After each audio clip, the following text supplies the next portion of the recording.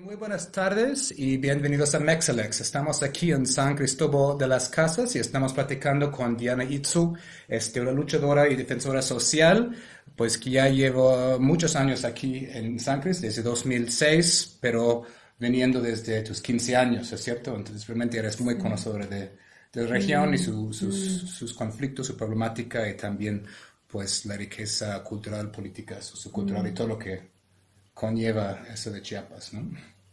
Pues muchas Bueno, gracias. gracias a ti. Am, Eh, Quería empezar hablando de la situación actual, ¿no? mm, Supuestamente a nivel nacional hay cierto optimismo porque estamos en pues lo que se llama una cuarta transformación, pero obviamente muchos aquí en Chiapas no lo ve mm, como tal, ¿no? Lo ve mm, como la continuación de un proyecto que ya lleva pues décadas o mm, siglos en curso, que no es nada mm, nuevo. Y este es un proyecto que implica un tipo de desarrollismo mm, en términos de un tren, ¿no? Un tren mm, Maya, en términos de varios megaproyectos, en mm, cuestión de pues, zonas económicas mm, especiales, uh, como toda una mm. ofensiva que parece venir Mm. desde, pues, desde el gobierno federal. ¿Cómo es la situación actual? ¿Cómo lo sientes aquí? Bueno, es una situación que consideramos muchos y muchas como una situación alarmante, que también, bueno, es resultado de una guerra que acá tenemos que tener muy claro, sobre todo cuando ubicamos que es un territorio habitado en su mayoría por pueblos originarios, Sí. ¿no? Entonces, cuando uno se ubica desde ahí, empieza a saber pues que hay una guerra efectivamente de 500 años, una Ujú, guerra de los de arriba frente a lo ujú, que podríamos llamar los mundos de vida indígena, ujú. ¿no? Indígena campesino. Sin embargo, bueno, sabemos en los últimos 25 años esta categoría de guerra pues pasa a ser más reconocida por muchos de los que Ujú, venimos por la defensa de la tierra y el territorio, por la lucha por la vida, como una guerra integral de desgaste. Algunos le llaman la guerra de baja intensidad, ujú, pues muchas somos críticas de esa categoría, que en realidad es una categoría más utilizada por el mismo Estado. Y a lo que nosotros referimos con una guerra integral de desgaste es porque va a tener muchísimos frentes, no necesariamente el físico directo que ujú. implica militarización, represión y grupos paramilitares, ¿no? Sino una serie de políticas que se vienen incentivando desde 1994. Ujú, Ahora, el proceso que estamos viviendo actualmente y sobre todo aquí en Chiapas, pues es la continuidad, sí, de algo, de una etapa, por ejemplo, en el 2001, Chiapas es un espejo, sentimos para Latinoamérica, que de hecho se adelanta a lo que después vendrían a ser los gobiernos progresistas, ujú, porque aquí en el 2001 pues ya había ganado el Partido de la Revolución Democrática, luego ujú, vino el Partido Verde y ahora viene Morena. ujú. O sea, estamos hablando de casi 20 años de supuestos partidos de izquierda, Incluso donde antes de esta marea rosa en América del Sur y todo sí, eso. por Ujú, supuesto, ¿no? ujú, Porque pues allá empezó con, sabemos, desde Bolivia, ujú, Venezuela, Ecuador, Argentina, ujú. ya justo como desde el 2002, 2003 a la Sí. fecha. Y aquí en el 2001 era como muy claro y contundente que esta política, por ejemplo, de desarrollo sustentable era parte de estos frentes de guerra que básicamente lo que están intentando es una avanzada Ujú, territorial que implica el exterminio de estos mundos de vida indígena. ujú, Y esta avanzada pues son varios frentes, ¿no? El 2001 hay que ubicarlo como parte también de la entrada del Plan Puebla-Panamá, ¿no? ujú, Y que ahora se llama Proyecto Mesoamericano ujú. y que esto de lo que mencionaste como las zonas económicas especiales, pues es el nombre que adquiere en cierto periodo sexenal, ¿no? Del Sí. gobierno. Pero si lo vemos dentro de lo que podrían unos llamar esta geopolítica del Ujú, despojo, pues son proyectos que ya llevan sus 40 años y son parte de toda esta reestructuración neoliberal. El tema es que esta avanzada hacia el exterminio total de los pueblos originarios, pues ya no va a ser solo a través de lo que le llaman el asesinar o el cultiricidio hacia las formas Ujú, o usos y costumbres indígenas, sino también va a haber mecanismos de represión muy contundentes. Ahora, a nosotros y nosotras, pues por lo mismo de que venimos viviendo esto del desarrollo sustentable, que se presentó, por ejemplo, con todo el monocultivo de ujú, palma africana y que sabemos que la palma africana pues chupa toda el agua, desertifica ujú, la tierra, donde hay palma africana no puede ya después haber ujú, milpa. La avanzada, por ejemplo, de las ciudades rurales sustentables, que también era una forma de reubicar ujú. a toda la población que había sido Sí. resultado de todo este desplazamiento forzado y ahora implicaba ubicarla en estas ciudades rurales y que es un proceso que podríamos decirle sí de desindianización, Ujú, también de descampesinización de toda esta zona para dejar territorio libre, por ejemplo, a las farmacéuticas y muchas de estas farmacéuticas lo que les va a dar cierto mm, cobijo legal van a ser las áreas naturales protegidas, porque ahí van a empezar a experimentar a través de bancos de ujú, germoplasmas.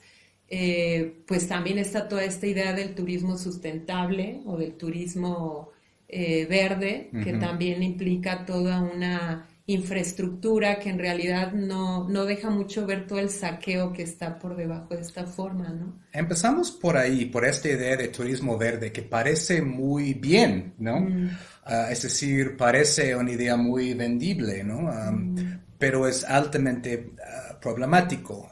La idea del tren Maya, mm, ah, tú me estabas platicando otro día que no solamente el tren en sí, que el mm, tren es, en tus palabras, un caballo de Troya que mm, va a llevar consigo un tipo de turismo basado en pues hoteles de lujo, mm, que saca mucha agua mm, de los mantos mm, acuíferos, que pues contribuyan a esta mm, exterminación mm, cultural de la que acabas de mencionar, que proporciona trabajos de mm, miseria mm, y en el mejor de los casos mm, va a magnánimamente permitir que los mm, indígenas vendan sus artesanías pues ahí en las mm, escaleras de sus mm, grandes complejos. Mientras tanto, los turistas van a ir en un tren de punto a punto en algo que no es para el pueblo, sino mm, para ellos o los trabajadores mm, o las mercancías. ¿Me puedes hablar de esto, de cómo el turismo verde está escondiendo muchas cosas mm. bastante nocivas? Sí, bueno, esto de mirar al Tren Maya, que Mm, pues también está la crítica de cómo el cinismo de llamarle Maya a un ujú, tren, ujú, ¿no? Es esto que te mencionaba, es este caballo de Troya que en realidad el impacto que va a generar hacia el afuera, mm, pues sí lo vemos como algo muy peligroso. De hecho, los mismos pueblos indígenas que se agrupan en el Congreso Nacional Indígena y los mismos pueblos zapatistas, pues han dicho que estos proyectos de desarrollo son clara y contundentemente declaraciones de guerra, mm, ¿no? Entonces, cuando uno plantea el tema de la cuarta transformación y nos damos cuenta cuáles fueron las supuestas tres transformaciones anteriores de la supuesta independencia, de la reforma, de la Revolución Mexicana y ujú, ahora esto, pues vamos a ver que Chiapas, pues en realidad no había llegado a esta etapa de saqueo acelerado y tan veraz como el que ahorita se está ujú, proponiendo. De hecho, este tren ni siquiera con el porfiriato se logró. Y si mm, uno empieza a mirar lo que representa el tren en términos de una configuración territorial, pues sí va a ser un impacto muy fuerte para los pueblos claro. originarios principalmente, pero para toda la población en Ujú, general, ¿no? Porque si bien te están diciendo que el tren va a tener tres categorías de pasajeros, pero pasajeros como empleados, ujú, no como los turistas nacionales, ¿no? Sino quienes van a servir en los hoteles, quienes van a limpiar los hoteles, quienes van a hacer pues toda la chamba que sabemos del peonaje, ¿no? Y que pues esto también nos rememora mucho de lo que ha sido la historia de servidumbre y de esclavismo al que siempre se le ha designado a la población indígena y Claro, campesina. sí. Pero también pues va a estar designado para todo el traslado de mercancías, entonces, y para el turismo, pero un turismo pues que va a invertir en términos de un turismo de clase alta con supuesta conciencia ecológica, y que va más destinado al turismo también europeo, Ujú. ¿no? Y el impacto que va a generar a los pueblos, porque pues evidentemente no va a traer un empleo digno, va a Ujú. traer el empleo que siempre se le ha dado, ¿no? Precario, Sí. servil, de clase, ¿no? Claro, también les Ujú, menciona que van a ujú, poder tener ujú, trabajo y vender sus artesanías, ujú, cuando sabemos claramente que donde hay hoteles, ujú, siempre a las mujeres ujú, indígenas campesinas que venden sus artesanías, pues hay un desprecio y un racismo de echar a toda la gente que de cierta forma ujú, ujú. no hace ver bien la imagen de todo este turismo, ¿no? Es como esto que le llaman en un momento el blanqueamiento, o sea, sí puedes Sí. ser indígena, pero Ujú, tienes que tener un ujú. comportamiento que no vaya a lo que realmente es ser indígena, Que ¿no? no vaya a espantar a los turistas, Claro, ¿no? ¿no? Ujú. Y, y bueno, y lo del 1 millón de hectáreas que está conectado con esto y lo del proyecto transísmico Hablando de la de... monocultura, hablemos de eso de los millones de hectáreas, porque ese es otro proyecto que, pues, parece bien, ¿no? Es decir, el mundo tiene que reforestarse frente al cambio climático, pero es una monocultura de un solo tipo de árbol que luego están viendo más como mercancía, árboles para producir fruta y para luego cortarse, ¿no? No como realmente un paso ecológico, como lo ves. Sí, acá, bueno, sigue habiendo toda esta idea de nosotros como gobierno, como Mm, instituciones de gobierno, de cierta forma vamos a sacarlos a ustedes de la marginalidad y de la pobreza, ¿no?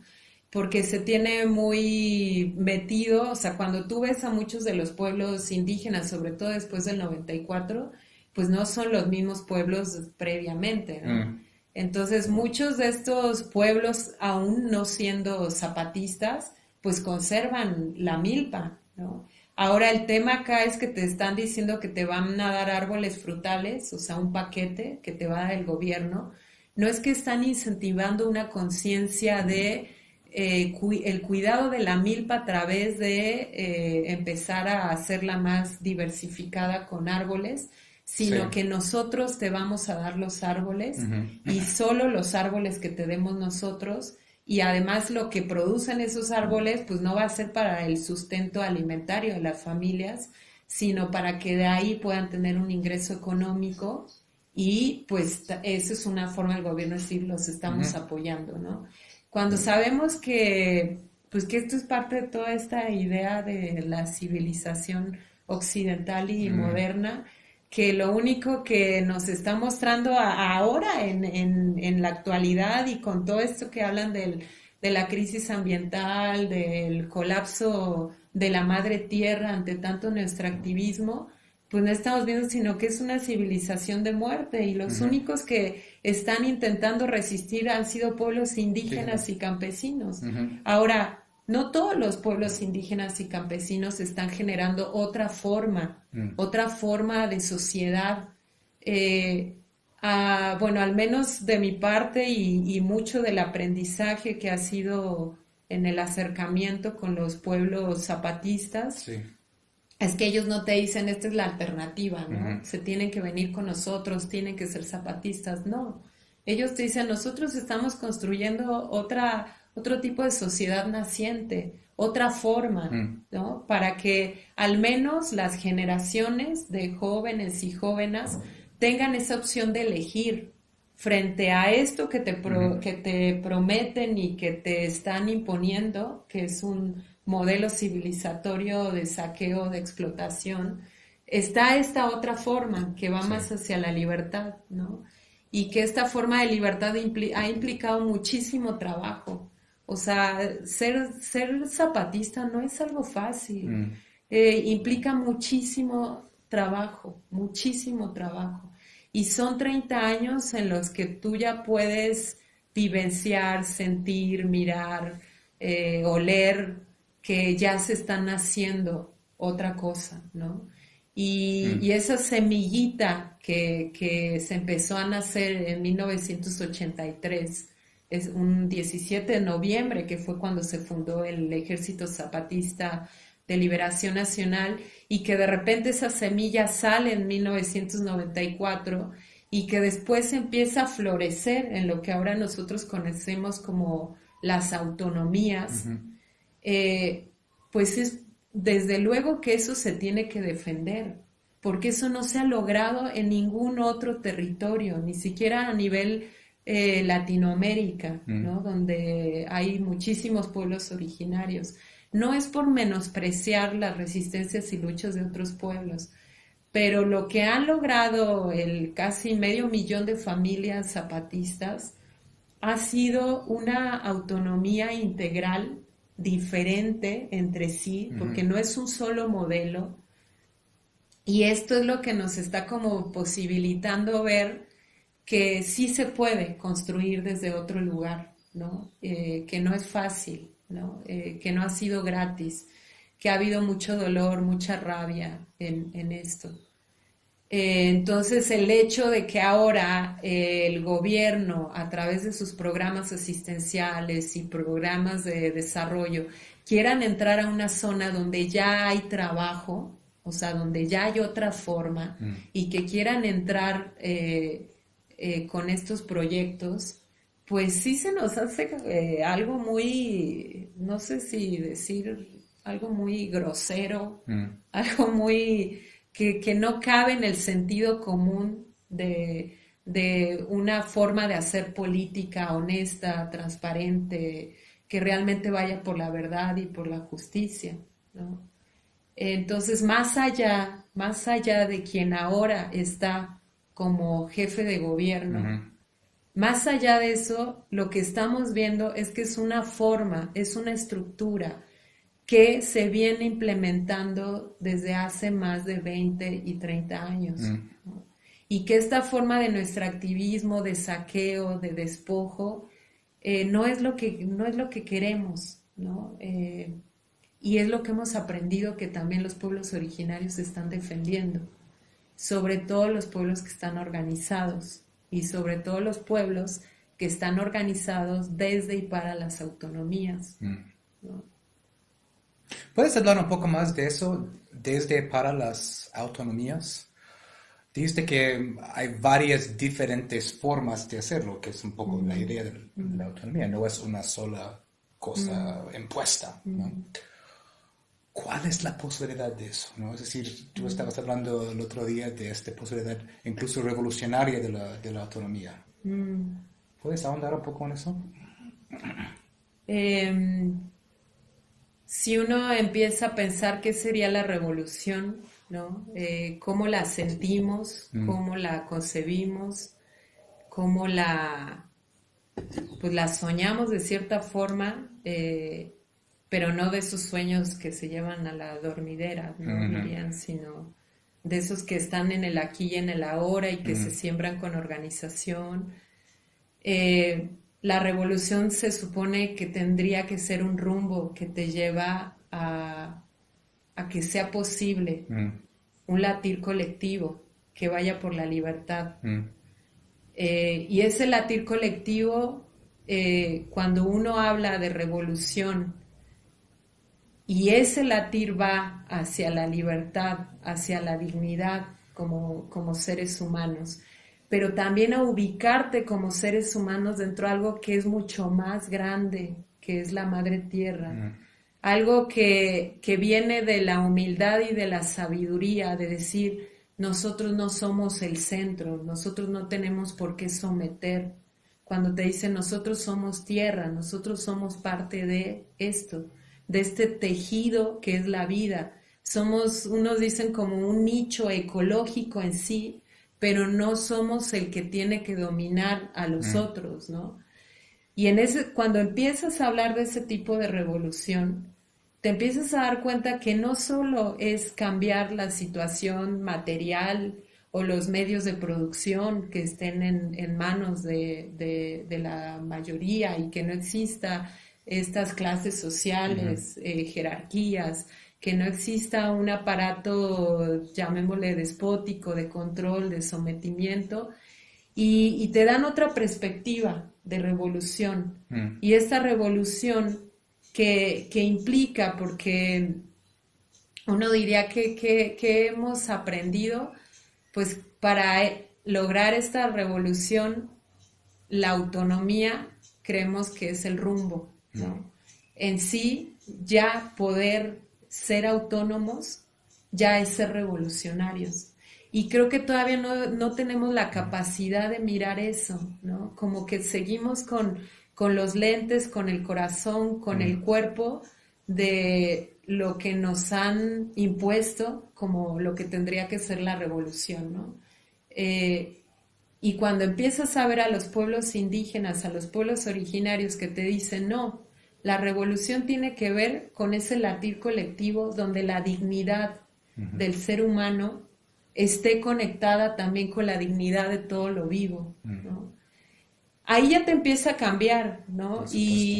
Y en un momento, cuando te hablan del corazonarnos, del chulel, del amor radical o de la ternura radical, de pues empieza a moverse otras formas, Mm, otros quehaceres de mm, cómo elaborar ciertas prácticas políticas, ¿no? Y en esta elaboración, pues te das cuenta que no puedes ser ni tú solo, ni, o sea, si bien dicen nadie es indispensable, pero todos somos necesarios, mm, necesarias, pues también para ser necesario y necesaria hay que empezar a sembrar otra forma, sí. ¿no? De humanidad. Y al menos el zapatismo está logrando eso en quienes no somos indígenas, ¿no? Pero nos está también como Ujú, rescatando esa parte ujú, que tenemos como indígenas, ¿no? Porque sentimos que la raíz indígena todos y todas la tenemos, mm, ¿no? Porque es esa raíz de dignidad de la cual todos y todas venimos. mm, Acá no importa la cuestión de color ni la cuestión sí. de raza, ¿no? Implica de dónde vienes, tu genealogía. Tu genealogía tiene una historia y una raíz. Y toda esa genealogía también estuvo en un momento luchando por lo que ahorita Mm, se está luchando, ¿no? En el aquí y en el ahora. Entonces, eh, para nosotros y nosotras, pues lo máximo sí es la autonomía. Creemos que es ese momento donde nuestros corazones van a poder entonar en un mismo ritmo, cada uno diferente, respetando esas diversidades de lo que somos, pero sí generando otra forma, que no sea la forma no solo capitalista, patriarcal, ¿no? mm, El proceso de Marichuy, también que fue una propuesta que se nació desde los pueblos autónomos, zapatistas, y que esa propuesta la toman, la abrazan, la hacen suya y la empiezan a sembrar y ahorita la están cuidando por parte del Congreso Nacional Indígena y sí. del Consejo Indígena de Gobierno, pues es justamente también mirar esta parte del patriarcado, Mm, ¿no? Esta parte eh, que todos y todas tenemos, porque si partimos de que somos femeninos y masculinos en nuestro ser y que está abigarrado y que esa complementariedad es parte de nuestras formas, cuando te das cuenta que el patriarcado pues es una forma de sometimiento no específicamente en términos de género hacia la mujer, sino al control y sometimiento de la madre tierra. Entonces, no es casual que las mujeres y lo que vendrían siendo también todo el movimiento de los trans, ¿no? mm, Que tienen mm, este doble corazón, ¿no? Femenino, masculino, y los pueblos originarios sean los que están de manera mucho más contundente y comprometida ahora por la defensa de la tierra y el territorio.